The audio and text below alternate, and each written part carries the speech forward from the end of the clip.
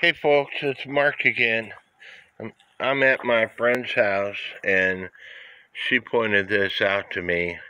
This is wild lettuce. It's actually wild prickly lettuce, and you can tell it's prickly lettuce because underneath it there's like little fibers. But I have a book at the house that has to do with all kinds of plants, and YouTube advertises this book all the time.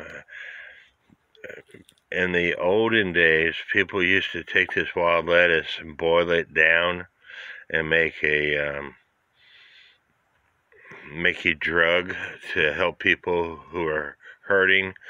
This stuff is supposed to be better than morphine or equal to morphine, and it grows all over the United States. So this is what it looks like in its natural form,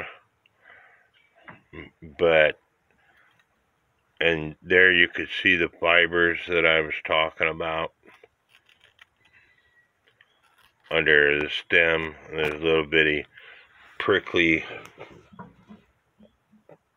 fibers, and that's why it's called prickly wild lettuce. But anyway, if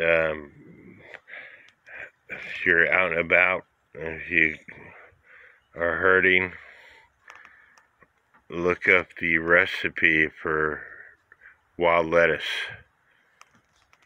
and what to do.